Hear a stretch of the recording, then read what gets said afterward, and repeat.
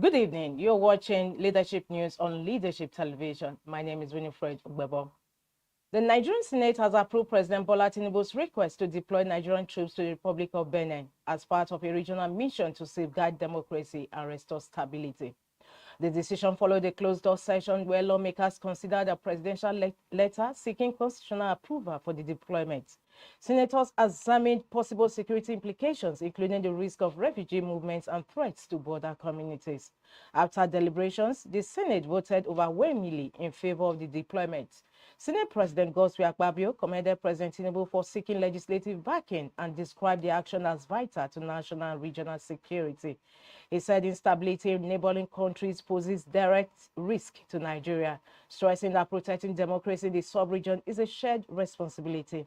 The Senate's letter of consent is to be transmitted to the President immediately.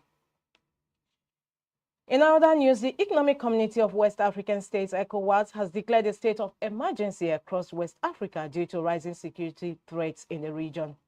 The announcement was made by the President of the ECOWAS Commission, Omar Toure, during the 55th session of the Mediation and Security Council held in Abuja. According to Toure, the declaration follows a wave of coup and attempted mutinies across the sub-region, which he said pose serious risks to democracy and regional stability. He stressed the need for urgent reflection on the future of democratic governance and called for increased investment in collective security.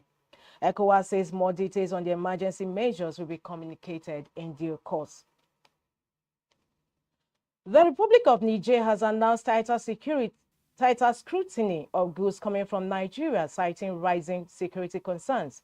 Authorities directed that all Nigerian origin goods, especially those labeled as miscellaneous, must be offloaded and thoroughly inspected at border entry points before being cleared for transit. This directive was issued by Colonel Mohammed Yakuba Sido of the Niger Customs Authority. The notice stated that goods with valid documentation from recognized ports would only be offloaded at their final destination.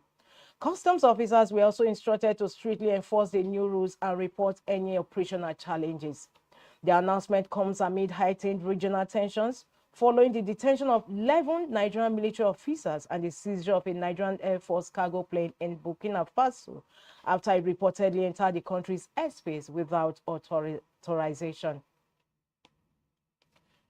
Judges at the International Criminal Court have sentenced Sudanese Janjaweed militia leader Ali Muhammad Ali Abdullah Ali Rahman, widely known as Ali Kushab, to 20 years in prison for war crimes and crimes against humanity committed during the Darfur conflict.